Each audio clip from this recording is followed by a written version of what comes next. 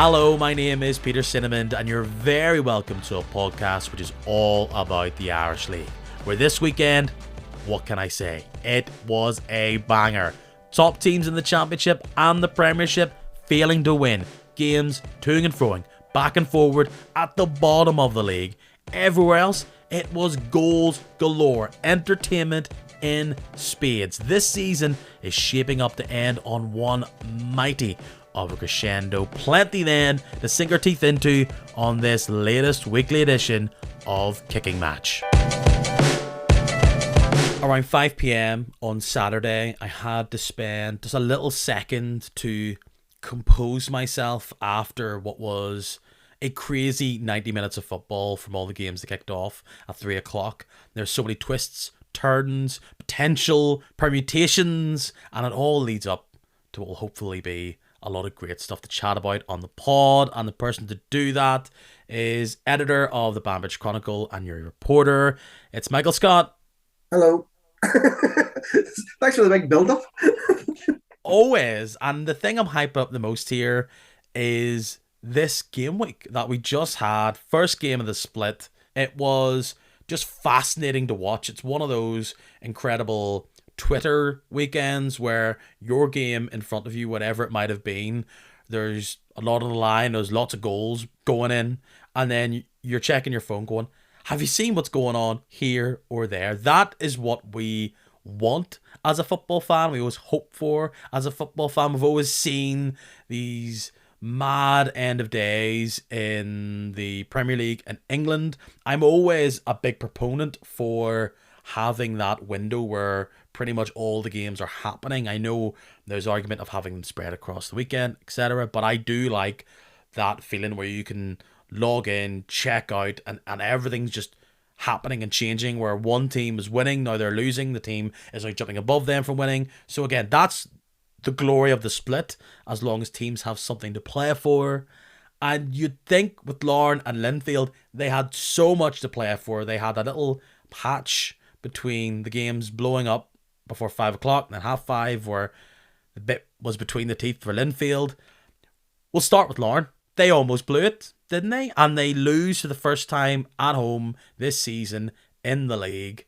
We saw them get done, really, by Cliftonville in the semi-finals. Are they starting to creak? I was wondering that. I don't know if they necessarily are, because I suppose all teams go through a bit of a bad spell, particularly around this time of the year.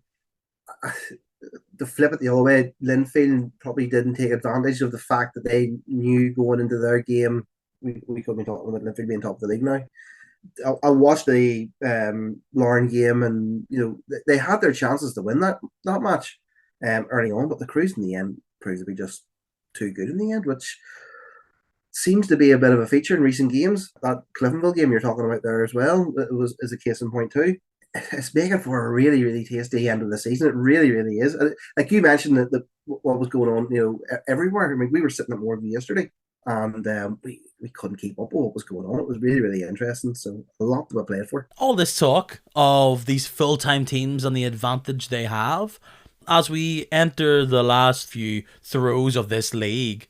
Even the full-time teams. You look at the games on Tuesday night. Larne, Linfield, Cliftonville, and Carrick all play, and none of them went out. And you had that weekend before where it was the top four, Larne, Linfield, Cliftonville, and what was then Glentoran, all playing. Like, the games are coming thick and fast, and some teams did take advantage. They were fresher. They looked fresher, at least. There's possibly also an argument that teams who have something to play for will fight a lot harder. Well, obviously Larne do have something to play for, in their case they're going for the league. But, I mean, Crusaders are looking for European football, guaranteed. Linfield obviously are trying to go for it. And it's a strange time of year. There's one thing you can say for sure, and that is that you can't take anything for granted at this time.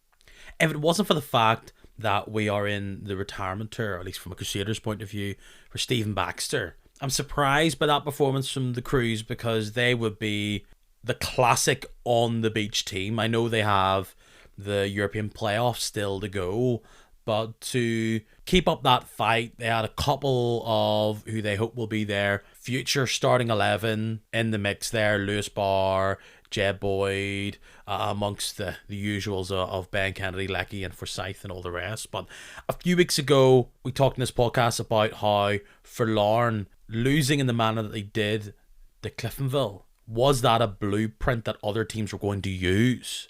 And I think there was elements of that the Crews did do that. Now, the Crews are quite a big, physical team. They enjoy playing the game in the trenches and then trying to capitalise with the balls over the top. That suited them. I saw it was really a nothing game because it was the Charity Shield last year, but the Crews did do a number on Larne in that game at Inver Park, and I saw hallmarks of that a wee bit as well, trying to exploit the space just wide of those third centre-backs. And the goal came late, but I think the Crews really did have their chances, and they get the 3 points. It's not a momentous 3 points at this time of the season, but it really does put a spanner in the works for Larne. It really, really does. And you talked there about teams coming out. Like if I don't think Larne have really had anybody come at them and had a proper go at them at home until Saturday past or whenever Crusaders actually went and did it. We'd give it a go in the Irish Cup for about 20 minutes, maybe slightly longer, and then the wheels fell off. And for those 20 minutes, we were outstanding, and Larne didn't really know what to do. But then they got themselves together, and the rest is history, I suppose. In that one, it was good. It was good to see Larne properly tested, and we'll see how they go over the remaining. What is it, 4 games now? It's not a nice feeling for the nerves of the Larne fans. They're out of the Irish Cup. They could have blown their lead, and there is, of course, as if it hadn't been verbalised before, there is a scenario where Larne end the season trophyless, bar, of course, the County Antrim Shield, but no Irish Cup, no League Cup, maybe no league. Look, it hasn't been decided just yet, but it does show you that there's plenty on the line here, and after this season where they, up until there on Saturday, they had only lost once in the league. They went in this huge run at the start of the calendar year without conceding a goal. To not have anything from a silverware point of view to point to and go, what an epic season this is, where if they were to do something different against Cliftonville, we don't know what's going to happen in the league. They could have been sitting at the end of the season historically with the double, and they also could finish it with nothing. Shows the fine lines in football. Yeah, but I also sort of think as well, look, Larne, where they are, they're fairly new to this position of being challenging for honours. Obviously Irish League titles, talking about winning Irish Cups and stuff like that. It might stand them in good stead for next season, having that experience of, well, if it turns out this way, of course, that they don't, or they come away with nothing, it might make them hungrier for that success, and maybe they'll, look at it that way. It's all psychological. Even like for Linfield now to be 1 point behind, they're now thinking we have a real chance here. We still have to go. We have to play Larne now. A win takes us top of the league if we keep going the way we're going. So it's all psychological, I think. And that's what will play into this. I somewhat now hate this cliche of there's X amount of cup finals between now and the end of the season, Yeah. but for both Larne and Linfield, they will see these as high stakes games, which they are, and not to create the narrative before we get down to it. But if Larne are to miss out on the title, and of course this game against Crusaders will likely be a key one if that was to happen, you're probably looking at Linfield as you talk about Larne not really being used to being in this position. They were able to do it last year, but they don't have the same kind of experience of winning that you would look in that Linfield side of Shields, Mulgrew, and Miller in particular. Those are a spine of a team that know how to do it and have pretty much seen every type of game 10 times, so they're able to deal with the scenario. That doesn't matter when they're facing off. We all knew that this Larne against Linfield game week 37 was going to be pivotal, but for Larne it's still about getting there. They've got Cliftonville to go, they've got Coleraine still to go, which they didn't get a win against only a few weeks ago. So there's, particularly against the top side, which is what they'll face now, they are starting to wobble. Are they getting tired? Have they been found out? It's Do they actually have a big enough squad to do it? I know people hype up their squad, but they only throw on three subs there, and they've got a few names there, which I think we all know. Randall's great, Paul O'Neill's great, and Michael Glynn can do something out wide, but it's not the stars that you would probably think of. They're not a super team just yet. So they have to shake themselves down and reflect on this game. But there's a little niggle, I think, from a Larne perspective on how the past month and a half has went. Plus, I think it's the fact that in the top six, well, if not just in the top six, but now we're talking about the top six, everybody wants to beat them because they're the champions. Everybody wants to beat them. They've had a marker on their back all season. For Linfield, they don't come out of this weekend with flying colours. A game against Glentoran is going to be different for them than any other, and they had just recently, the weekend before, played them at the Oval, and I don't think Glentoran could have played any worse on Saturday compared to their game the previous week, and they started quite brightly.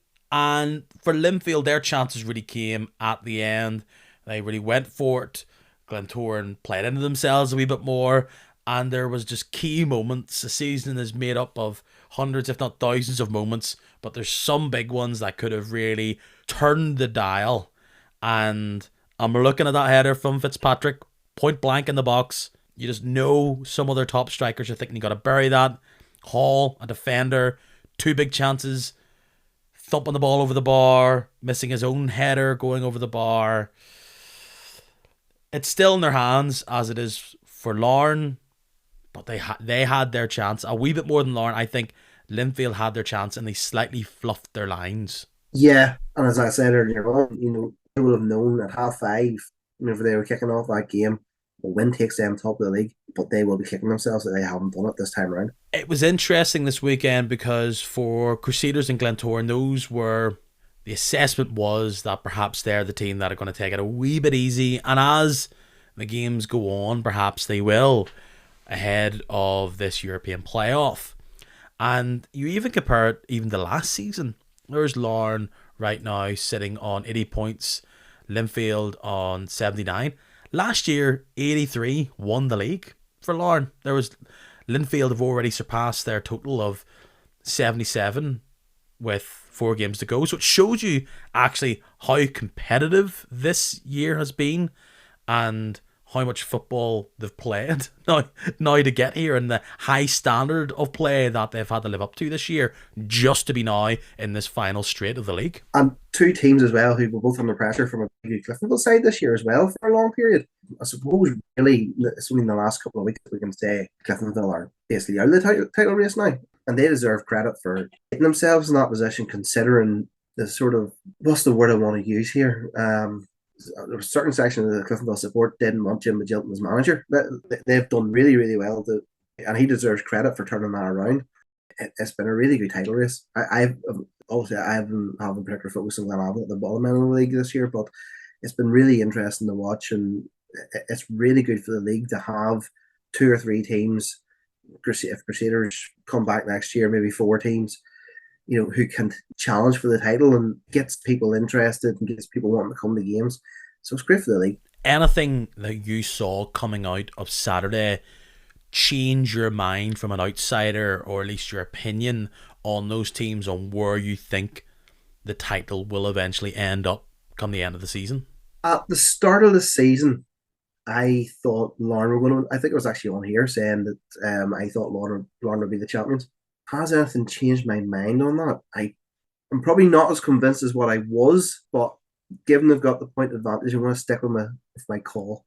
Of course, now I've said that, Linfield will be very, very happy to hear that, and they will go and beat Larne on game day 37, as you said it was. Game day 37, I haven't thought of a silly, fun name for it just yet, but it is just the weekend. It is Larne against Linfield, it's Ballymena against Newry, it's Portadown against Dundela, as like the championship creeps its way as a bigger focus on this podcast. You had Loughgall against Carrick as well, I believe, but that isn't as tasty as it potentially could have been. I think you also have maybe Cliftonville Cruise, maybe I got that wrong, but though those games in particular. And the big game between Glenavon and Dungannon Swiss by the So sounds there of you it. go. So that could be another big one as well, and we'll get to that. For me, it shows a bit of the mentality this weekend. I know it's only one game, and I'm probably focusing on Larne a wee bit. There were stats there coming out about how in that big run that they've been on, particularly at home, they just hadn't ever been behind pretty much at home, or that was minuscule. And that's at least what I've seen so far, is that despite that game against Crusaders being a late win for them and both teams going for it to try and win it at the death, it was just how Larne reacted against Cliftonville going behind, and that is something they're not used to. And I think everybody goes into every game trying not to go behind, but that's where they're going to be really tested. That will be the big overcoming moment. If there's a big spot where Larne have to come back to get a win or secure some sort of points, that will be a bit of character development for them. But we'll look ahead to what they've got coming up just a bit later to round out our stuff in Section A, or the top half. Coleraine maintained their undefeated status since their takeover by coming back at home from 2 goals behind against Cliftonville to get it to 2. I think this was very much pretty much all the games were impacted by Storm Kathleen, but this was a team with the wind at their back, scores 2, and then swap it around. Same things happen in the second half. Cliftonville looked better in the first half, and then Coleraine come back, score the goals. Coleraine are very much in this holding pattern now, and they're starting to look like the team that is the freshest going into this European playoff. They have the Cruise and Glentoran still to go, which we'll learn a bit more about them. Like they've drawn 4 times in a row in the league, so they're not finishing these teams off. But I think you can see there's 2 different Coleraines here, and they are definitely not considered ulcerans when it comes to this playoff. They've got something to latch on to, and it could completely change things massively for them going in the next season. If they've got European money and a European place, and you can see there's changes already happening for next season, Coleraine could hit the ground running next year. Yep, absolutely. Coleraine, not a bad outfit. The players they have, so it's no surprise that they've turned it around. They're looking good at this time of the season. Yeah, the every chance of making Europe. I would actually like to see them do it. But I've always had a wee bit of a soft spot for Coleraine for some reason. Don't know why. Maybe it's just because it's a good away trip. I don't know. They make you believe, as a Glenavon fan, you think maybe some team out of Belfast, they can do it, why can't us? Usually that breeds more frustration and rivalry in that section. But for Coleraine, a few changes in that they've now welcomed in Dean Shields as their new assistant coach or whatever it is to Oran Kearney's back team. Interesting from my perspective. All that talk of is Oran Kearney going to stick around next year, if they're going to go full-time or even partly full-time. That move there, and look, things in football change all the time and people move on and all the rest. But I looked at that and I thought, oh, that's not a bad thing to have, is a member of the extended family in Dean Shields. He can look after training during the day, and then big boss man, gaffer man, Oran Kearney can come in his big coat and be, let's win tonight, boys. Yeah, it's a smart move. Whenever I saw racing eyebrow, but now you've sort of gone through it like that. Yeah, it does make sense.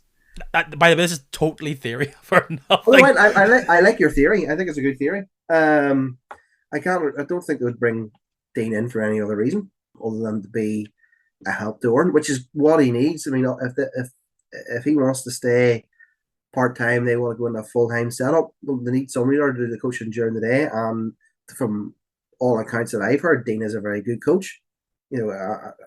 Could help them go to the next level. So good luck to them. It's just that family connection, which is slightly, it's humorous. Let's be fair. When you're arguing throughout it all about what's happening on the pitch, and it would make Sunday dinner very interesting, wouldn't it? Wouldn't it? Absolutely. we need. I told you we need 5 at the back. See you at Easter dinner. Pass the gravy. So Coleraine make that move from a backroom point of view. Another big one, Lyndon Kane I mean, he has been Mr. Korean for a while, and he's going to be sticking around. New 3 year deal that adds a bit more stability to them. Really keeps that continuity for them as well. He's going to be right back.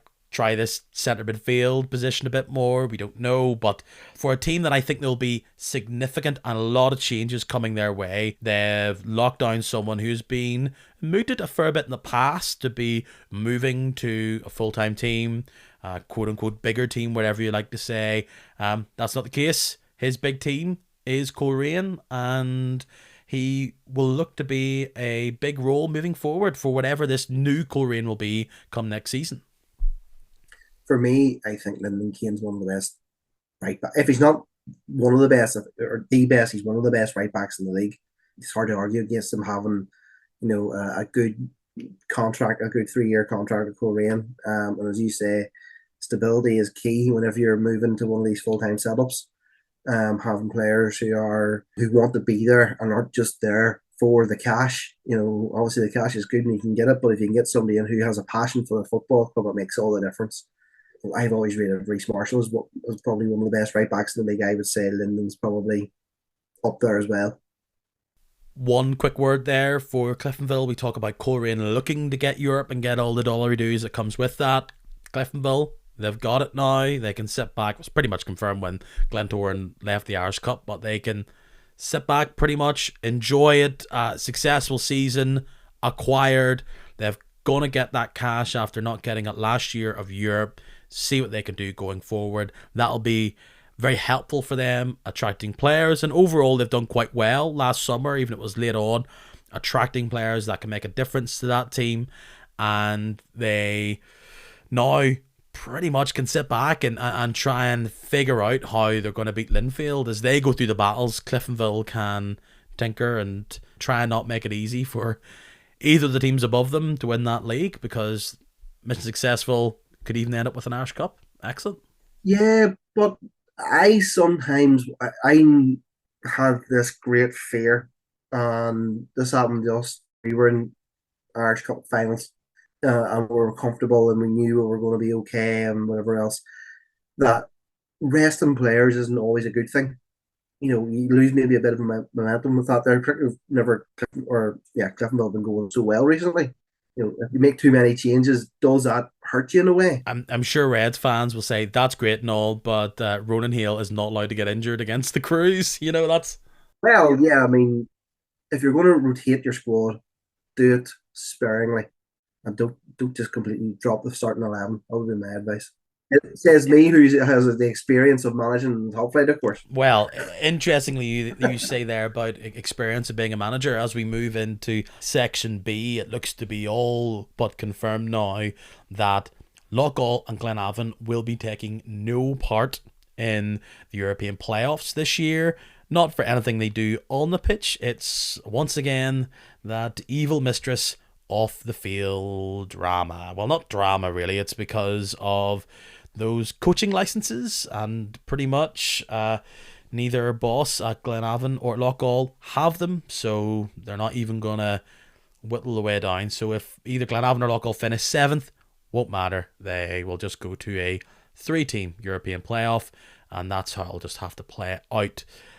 From a Glenavon perspective, are you frustrated by this as a league? Broadly, like as a fan, are you frustrated that we're looking at another situation where off the field stuff is having an impact on stuff that's happening on it and impacting the way football plays out in the league table a bit more than you'd like it to? From a Glenavon point of view, as a Glenavon supporter, I find it very frustrating, mostly because whenever Gary Hamilton was sacked, it was still very early in the season, and I know this line keeps being trotted out about we were 11th, our aim was to avoid relegation. However, our aim at the start of the season was to finish 7th, and I don't understand why that goal would change after what it was only 8, 9 games in the season.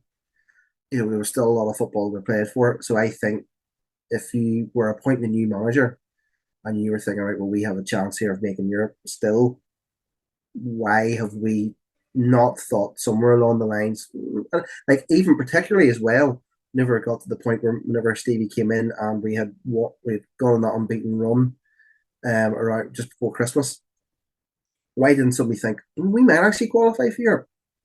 So maybe we should take a look at this situation and try and sort it out. Maybe think about, can we make some sort of appointment? Because I know, like for example, Crusaders, should they qualify for Europe, Stephen Baxter's going to stay on for those European games, so they have somebody in charge who has the relevant badges.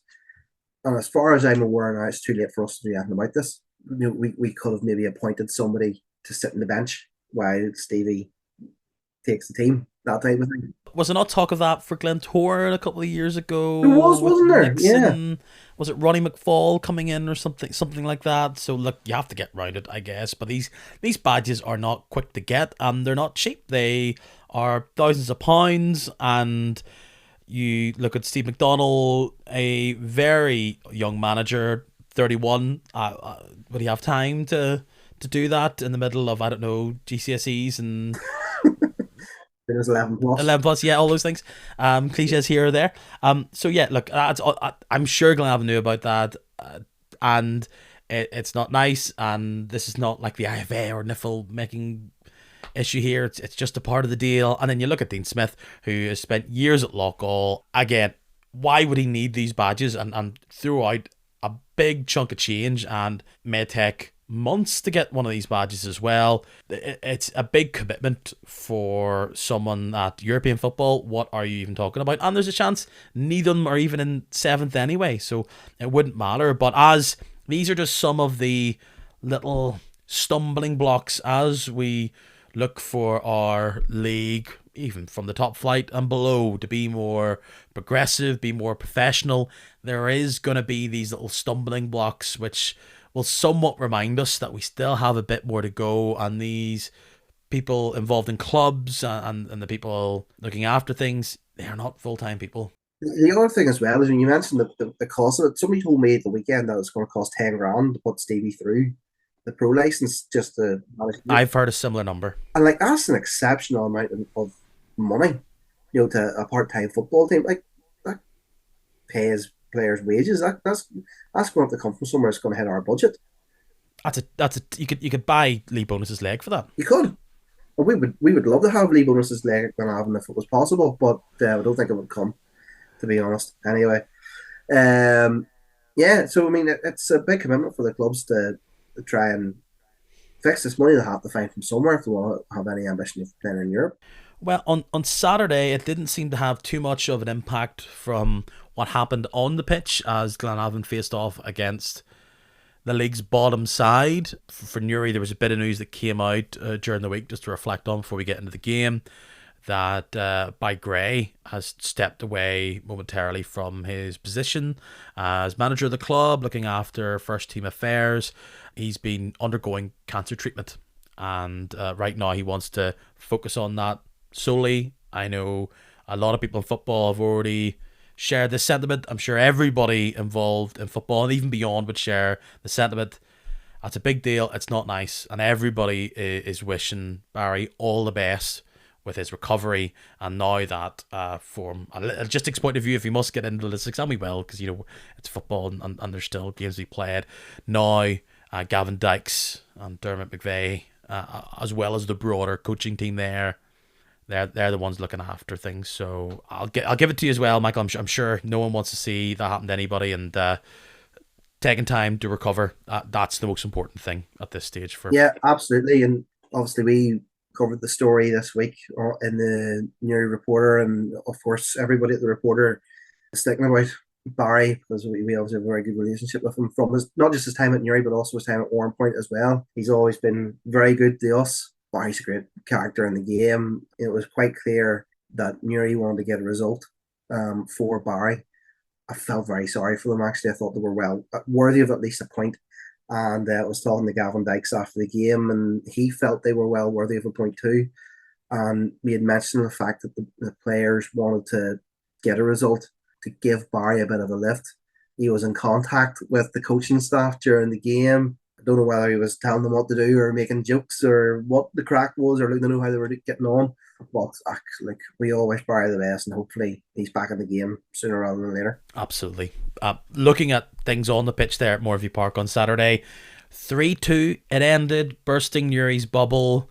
This was very much one of the games where things were just bouncing back and forward between there, mid-Ulster, between stuff that was going on at Loughgall, between Loughgall and Ballymena, and then Newry against Glenavon. Newry did beat Glenavon at Moorview early. I mean, early on in the season. They didn't have the best start as Duna whips in a rather tidy wee free kick. Newry kept fighting back, kept pulling themselves back into the game. It might have had a big impact if you view it from just add in a goal there and the score would change. I think it would probably impact the game a bit more from what would happen if it was given. Adam Sally, penalty in the first half. It was very strongly by the referee given as a dive and a yellow card. I thought that was very harsh. I would have to agree. Whenever I saw it happen in real time, I thought it was a penalty. I watched the replay back, and it took me 4 or 5 goes to see whether I would think the trailing leg has been caught by Gareth Dean. For me, it's a penalty. As you say, if they score that, it's 1-1 going into the break at half time. Newry regroup. They know they're coming out for the second half with a chance of coming away with 3 points. Instead, they end up having to work a bit harder to try and get back on level terms. It was a topsy-turvy game, and we were trying to keep an eye in the press box, what was going on elsewhere. It was a topsy-turvy afternoon right across the place, and at the end of it, I think Newry will feel disappointed that they haven't come away with a point. They're still living in hope that they can get something out of it. They have to play Ballymena still, where they went to win that game. It might sort of change things a wee bit, but you're 5 points behind Ballymena now. It's going to be a tough ask for them now with 4 games left to go. And of course, the reason why, as you just alluded to there, that was such a difficult result for Newry to take is that Ballymena go to Loughgall and get something. A team that took 9 points off Ballymena up until this game. They go up to Lakeview Park and they get off to the dream start. 2 goals, 7 minutes.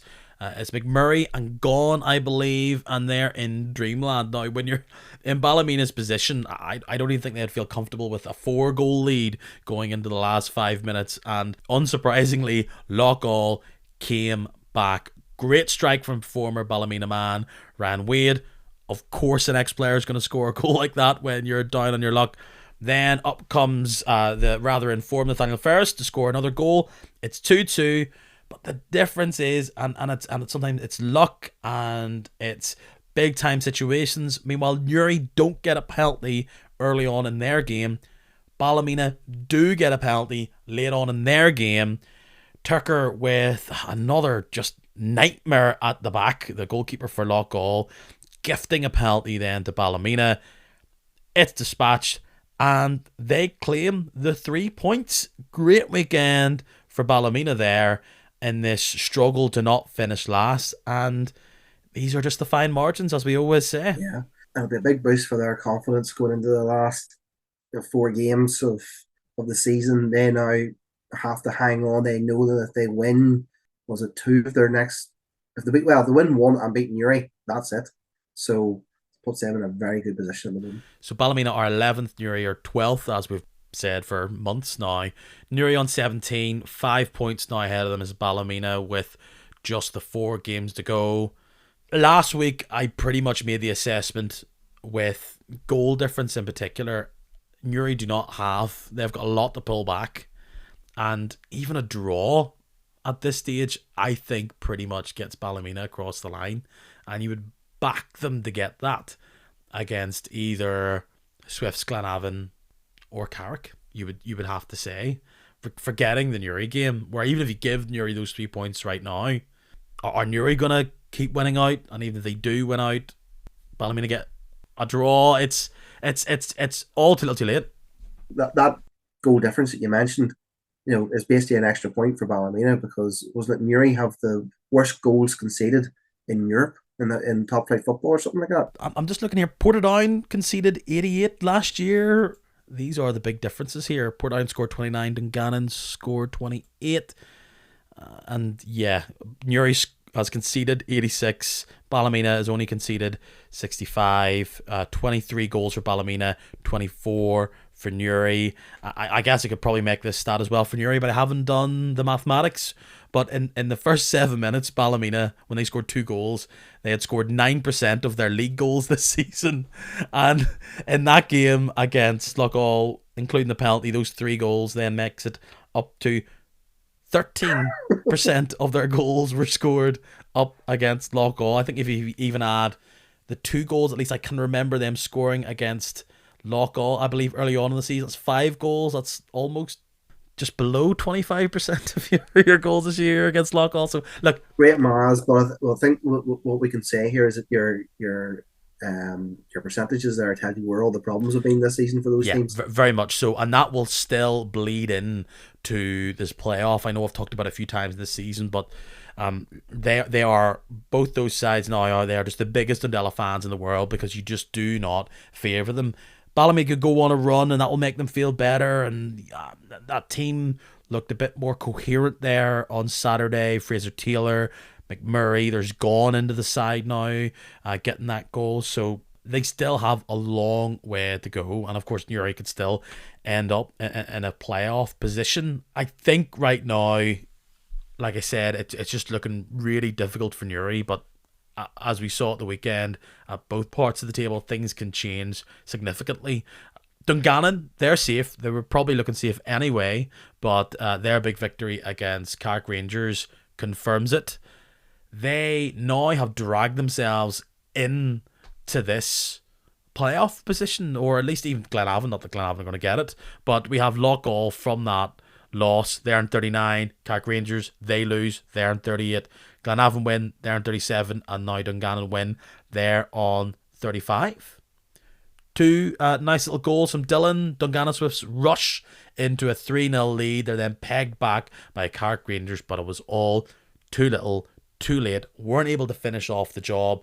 And when Carrick has had this nice little runway of games against the bottom 6 sides, even pre-split, they just continue to shoot themselves in the foot. Conceding 3 goals away from home, I wouldn't recommend it, Michael. Not a great idea, no. I genuinely thought Carrick Rangers would have 7th place wrapped up by now at the start of the season.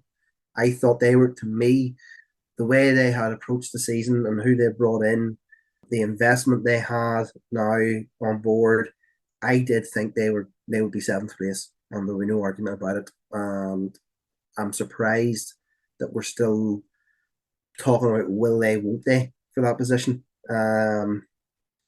I saw the goals from that game. Keelan Dillon, I thought, took his 2 goals really, really well. 2 great goals. And yesterday they have a bit of a scare towards the end on Gallon, but they're obviously playing good stuff at the minute.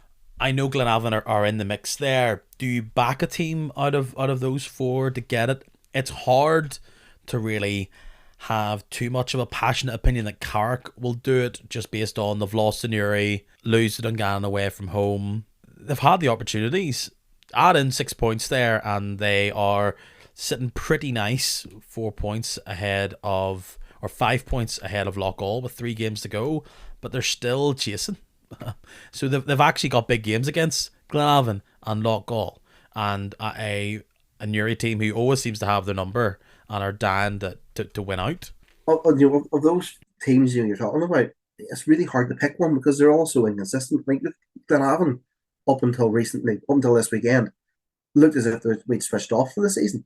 We looked at, like, from the League Cup debacle against Portadown, we have just switched off completely. You talk about how inconsistent Carrick are. Loughgall obviously lost to Ballymena this weekend. They're not consistent either. I don't know. I genuinely couldn't pick one out of the 4 of them that we'll talk about here. Dungannon Swifts as well. Who could finish 7th. I don't know. I kind of like the Swifts here, but maybe I'm just getting really excited about a first half of football at home where they score. It's great to say they rush into a 3-0 lead and they've got nice little players. Like, they just keep producing these fast wide men who can do bits and score goals. And Tomas Galvin, Andy Mitchell's there to lead the line a wee bit. I think if they get a victory this weekend would put them on 38 points, not even considering what the other results around them will be. I think with Rodney and the talent they have there, I think they could go on the run to do that. I could look very foolish come next weekend, but I think they have a chance to have the momentum, push up from the back and do it. Outside of that, like I really like Loughgall, but they're safe now, and losing to Ballymena at home isn't great. Their home form in particular hasn't been excellent, and it's all pride. Carrick seem to blow it, and then I just don't know. With Glenavon, like they beat the worst team in the league at home eventually 3-2. How will that look, knowing that 7th is just it's just kind of something for the history books? See, to be honest, I don't think we were that wonderful yesterday either. Second half, I thought we were the better team. So I wouldn't. I don't think we'll finish 7th. And as you say, we don't need to finish 7th this season because what's in it for us? Carrick would probably like to finish 7th, but can they do it if they're so inconsistent against the bottom 6? You could be right with Dungannon. Dungannon could be a good shout.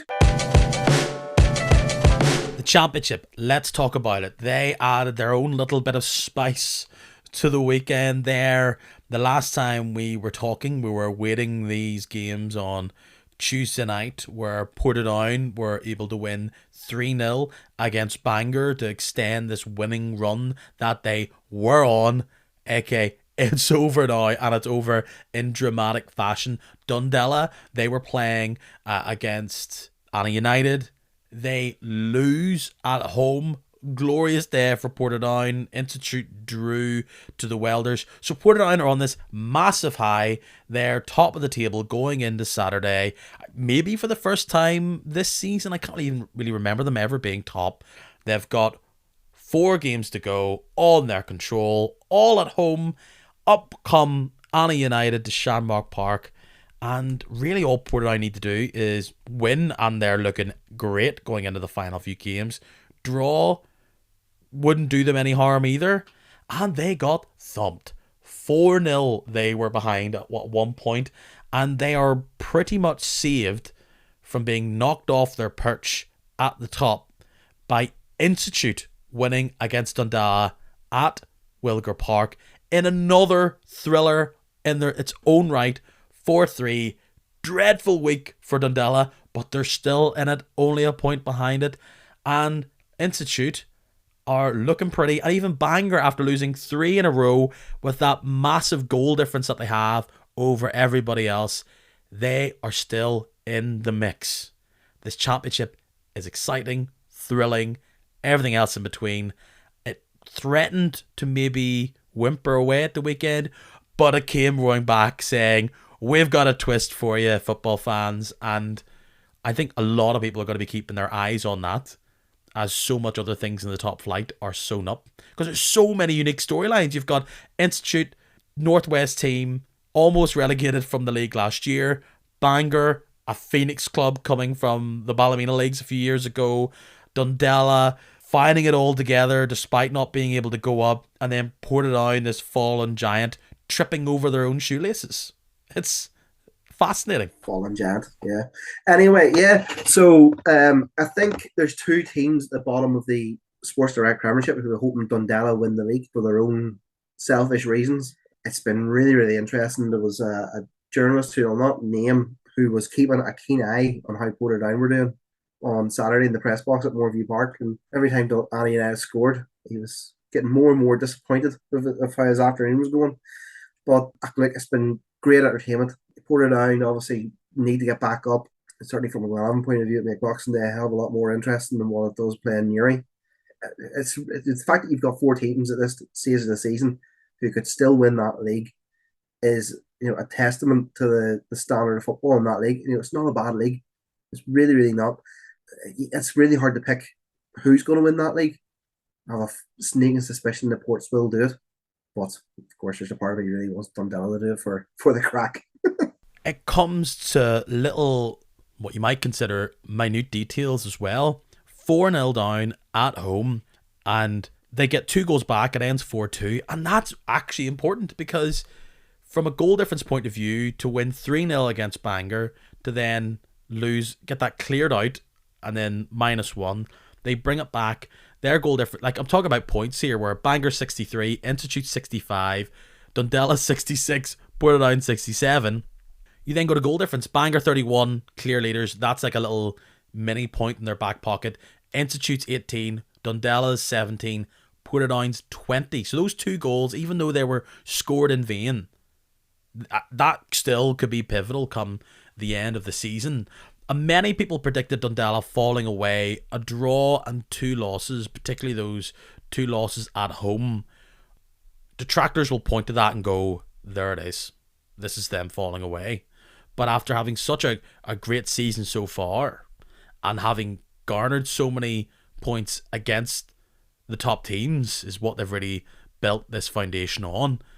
You can't really rule them out or suspect this to go on, because there's only 3 games to go, and every single victory is like a 6-pointer. Yeah, I'm just trying to look at the fixtures for Saturday. Like Dundela play Bangor. That's a big game. Institute. Bangor win that game, they overtake Dundela. Yeah, it's bonkers. It's absolutely bonkers. You know, on goal difference. Yeah. Portadown away or home to the Welders. Like the Welders, are a good side. You wouldn't say Portadown get it easy in that game. The Welders will want to put a whole cellar of salt in everybody's soup. They will enjoy the misery that they inflict. And they very much inflicted against Institute on that Tuesday night game. And then the other story here is that it does seem like it is ultimately too late. But Annie United actually have been on this slowly and quietly, been on this mad run since January. And they're on 61. Like, the craziest twist in all of this would be Annie United winning 3 games winning all their final 5 games. And maybe sneaking a playoff. Like, they've got 61 points. The most amount they can get is 70. So a victory for Portadown would put that to bed. But it looks pretty much impossible, because Dundela has to play Bangor still. Portadown has to play Institute and Dundela. So it's unlikely that they're probably the biggest Portadown fans in the world. Let them beat everybody else, and then Anna can try and go for it. So that'll be the craziest twist in all of this. But they all just come from different angles. Like, everyone has this unique story to them. Yeah, it's great. Again, I was talking about how good it is for the league to have this competitive title challenge in the Premiership, but I think this is equally as important. And I think there is a lot of interest in what way this is going to turn out, because a lot of people in East Belfast, be keeping an eye for Dundela. Obviously down here in Mid Ulster, we're keeping an eye on how the Ports are doing, and then up northwest, you've got Stute as well, and how they're getting on, in Bangor, the unknown quantity, how they're going to do. It's great. It's great to see, and I really hope that it does come down to the last day of the season for both title challenges. That'll be the massive Friday night, because that's happening the Friday night before all the games in the top flight. No matter what happens, something will be on the line there, even if one of these teams do go on a run. The scenario, I don't know if people have seen it, because it actually took me a while to try and figure out what it was, but people were mooting that there is a situation where a team, it would be in their benefit to actually lose a game based on this Dundela situation. And what that situation would be is if Portadown, because Portadown play Institute at Shamrock Park, final night of the season. Dundela play against the Welders.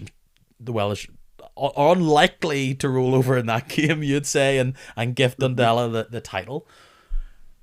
There's a situation where, let's say Institute are sitting in 3rd and Bangor aren't able to overtake them. Portadown are ahead of Dundela. If, let's say, Institute were to beat Portadown and Dundela were then winning and overtook Portadown, but Institute's win wouldn't be able to overtake Portadown, that would then knock Institute out of the playoff. But if Portadown were to win, Institute still remain in 3rd, they would then get the playoff. So they would actually be, if there is a fantasy scenario here where it could be on the final game of the season in Institute's interest to not win, because of how it would play in the table. Isn't that fascinating and also slightly upsetting? It is, and I'm just sort of thinking to myself, if there's a scenario here where we have Dundela obviously still in there, Bangor still going there, and Portadown obviously looking to win the league. Annie United host Bangor the last game of the season, and just up the road, Portadown are hosting Institute. It's going to be a crazy, crazy night. Also, fun fact that I heard, I'm going to give Gareth Hanna the credit here of your parish.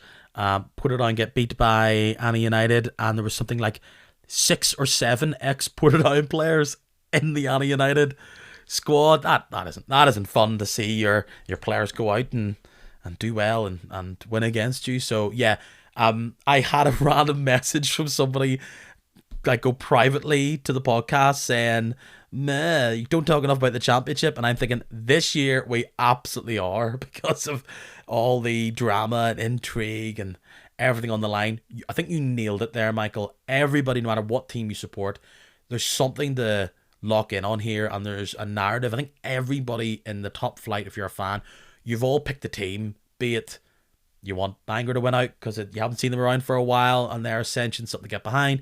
Institute being this quote unquote rural non-Belfast team, them coming on their way up, especially after not doing well last season.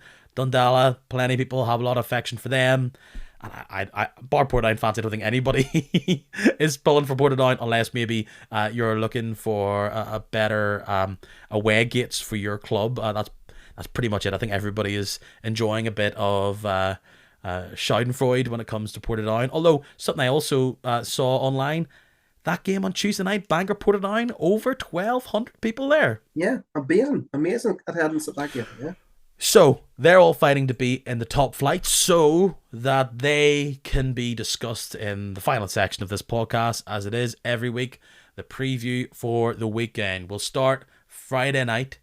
Upsetters, Crusaders host Linfield. Baxter's final game against Linfield.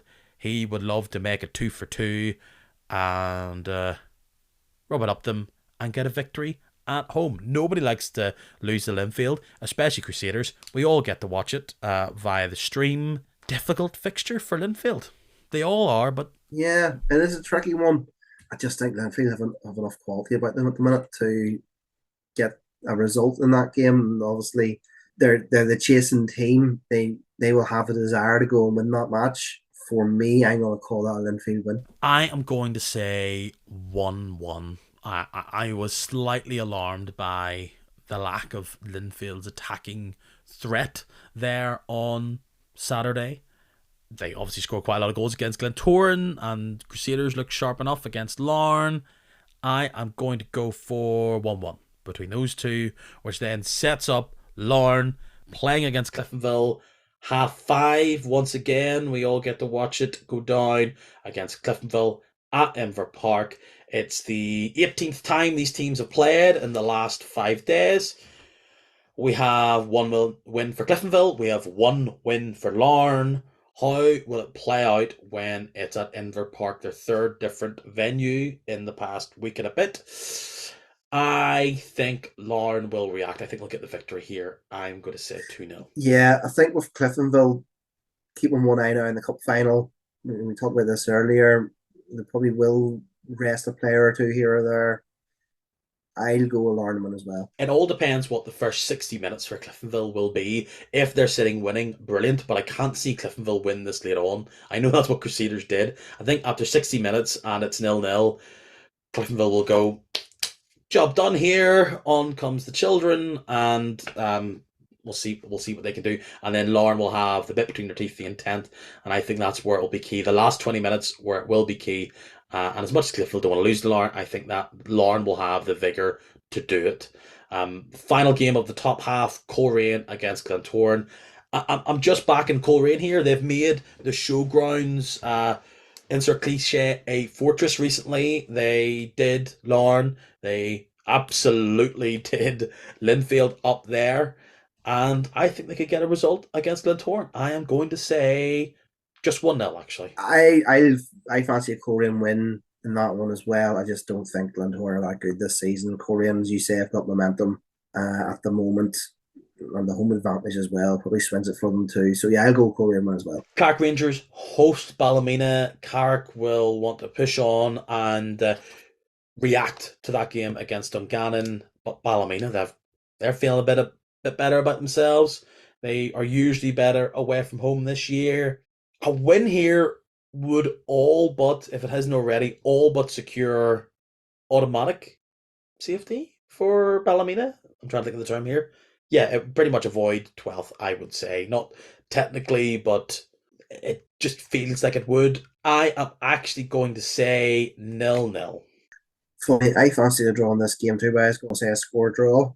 Um, yeah, For my Danny Gibson fancy football stock, I would love the goals, and we I hope, and I tried, I wished it into existence last week where we had all these 3-2 ding dongs.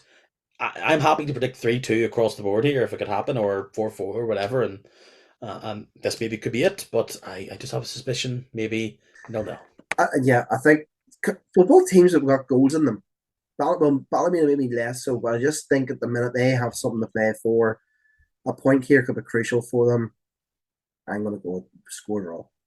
Loughgall host Glenavon. I mean, it's a bit of a dead rubber when it comes to just what's on the line here. Loughgall were able to squeeze by Glenavon only a couple of weeks ago there. Are we going to say it 2-2? Like, Loughgall like to score goals, but they're pretty good at conceding them as well. Do Glenavon have the firepower to go round for round with Loughgall? Well, we seem to be scoring a few more goals. I mean, we scored three on Saturday, which was not like us given our recent form. We're just too consistent at the minute. I really don't know what Glenavon will turn up on Saturday against Loughgall. I'll take a point right now in that game. I'm sure Loughgall will be happy enough with that too. Newry and Dungannon, so much on the line here for Newry. If they didn't feel as though they were fighting for their lives last weekend, they will absolutely be gunning for it here against the Swifts. The Swifts who have found their shooting boots, their scoring boots. Newry City would like to have a wee land of them. They did knock into themselves last weekend. Must win for Newry, as pretty much every game is. I did think they would get a result against Glenavon, and they didn't, but they still pulled in a performance. I can see them being a tough enough test for the Swifts, and being at Newry Showgrounds, I mean, we're expecting them potentially here to win their first game at home since October 2022. So I saw a bit of reaction against Glenavon. I'm going to maybe give them a bit more of a love here, and I'm going to say it. Newry City could win this 2-1. I would like to see a Newry victory. Obviously, I have to say that. Otherwise, my office would burn to the ground. But I just have a feeling that Dungannon, given that they are, as we talked about earlier, now pushing for a playoff place, might have too much. And they have, some good players, the likes of Mitch, King Dillon, as I said, scored those two great goals this week. I just have a horrible feeling for Newry that this might be the game that leaves them feeling it's over. I'm going to go for Dungannon, a tight Dungannon win, I think. Well, as we alluded to earlier, it would very much be, well, every team wants to win a game, but they still have a fighting chance of 7th, so they'll be pushing all their chips in here between now and the end of the season to maybe extend their season beyond just the split. And that's our situation going into game week 35. Michael, I've asked a few people here, and we are approaching award season and all the rest. You still are backing Larne. You're still probably suggesting Ballymena stay away from the automatic drop zone. Yeah, I think that's where I'm at the minute anyway, yeah. From a player point of view, we're only a couple of weeks away from the Northern Ireland Football Writer Award. I know there's different people do the Ulster Football of the Year, all that type of stuff, but looking at that, where they'll have their awards for Player of the Year and Young Player of the Year, etc., who would you give it to if it was an academy of one for Player of the Year, and who would be the other two if there is other two that you feel deserve to be in little nomination category? That's a very good question. I actually don't know.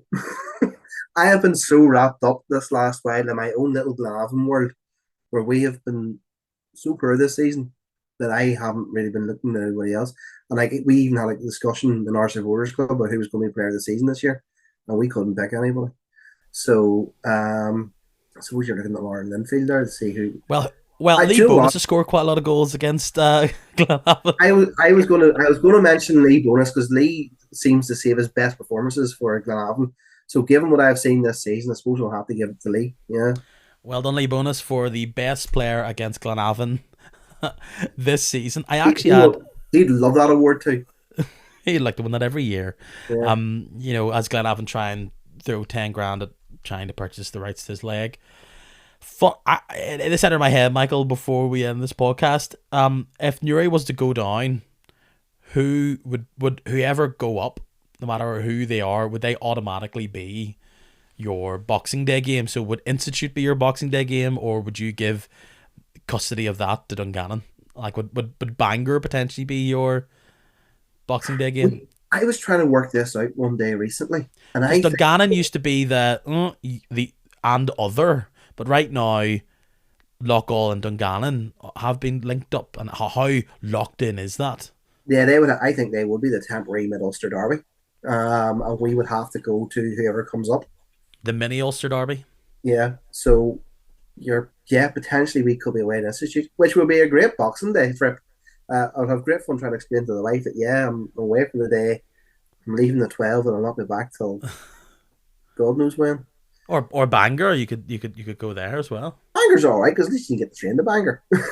You make it sound like a um, big lush day trip down to Bangor on a yeah, very cold December we, 26th. I we don't could think the train times would be excellent on Boxing you Day. I could must. do Lurgan to Bangor in an hour and a half. Um, Drumahoe, or I suppose they're not playing Drumahoe anymore, so they're not. So slightly longer away trip. Yep. So Of course, you could host it and be like, "Hey, everybody, round to ours for marshmallows and tea." yeah, but I mean, particularly if it was Stute, or are we talking about inviting the Stute fans to my house for Boxing Day? You can invite Carson and the Institute faithful down. Yeah, aye, they're more than welcome. Uh, no, listen, yeah, there is that sort of side of it. Boxing Day wasn't great this season with Newry either. It's the one aspect, of Portadown being relegated that you do miss a good, decent Boxing Day clash against your big rivals, but at the same time, there's not one Glenavon fan out there who, and the shoe will be on the other foot. I'm not saying anything that you know Portadown fans wouldn't think the same if it was Glenavon who were in the championship. It is a wee bit funny seeing them down there, but yeah, they're doing okay. They're doing okay. There, it is that rivalry, isn't it? The Glenavon Portadown one where there is still a bit of jest and still a bit of niggle in it, compared to some other ones. But no, I've asked you to wear your editor's hat for most of this and reflect on the rest of the league. I guess my final, and I promise my final question now is, we on this podcast will do our season wrap ups, and eventually we'll be talking about what happens next season. What should we be thinking about from a Glenavon point of view? Is it reset and go straight back for challenging for seventh again? Whatever it is, coaching badges permitting. What is it? Do you think next year will be a season of small steps rather than big ones? What's the expectation and feeling in Mourneview land? That's a very good question because I'm quite worried about next season.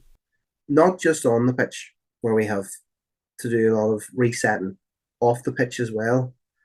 We've got a number of members of our board who are stepping down. Adrian Tier's chairman, obviously, as well. A lot of people in key positions leaving the club, or well, not leaving the club, but stepping down from their roles.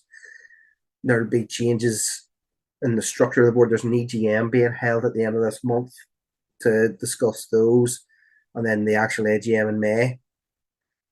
Nobody knows what's really going on.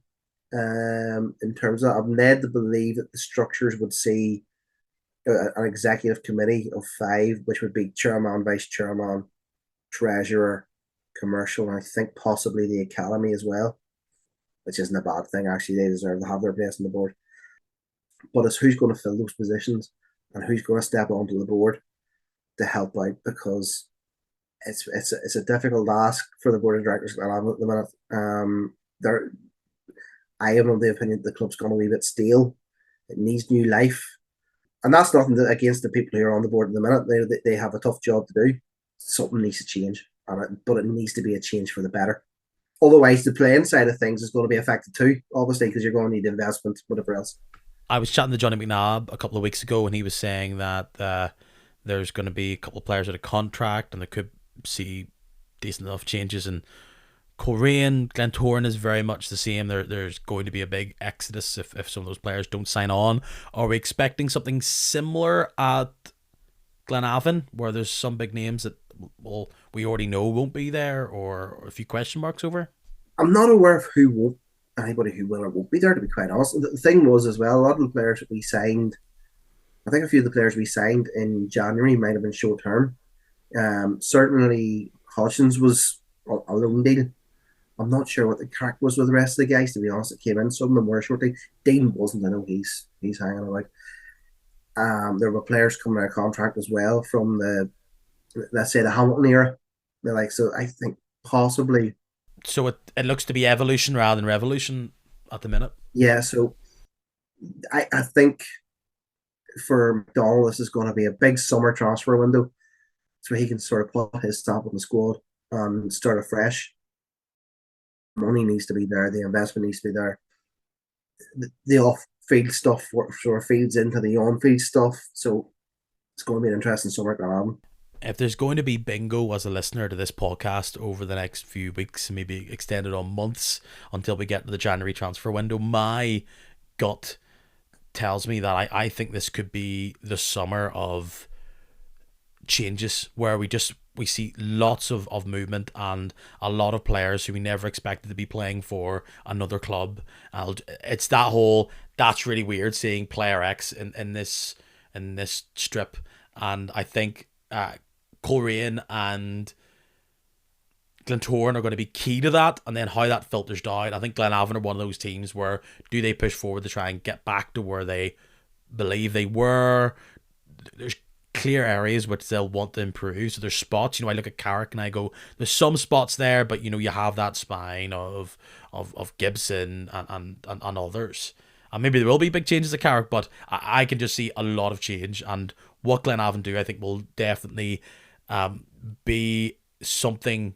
They'll be the thermometer for me. They'll be the temperature check on who's coming in and who's potentially leaving. So, yeah, big summer ahead. But, of course, we've got a lot of football to play before we can get into that shenanigans. But, Michael, always a delight to have you on.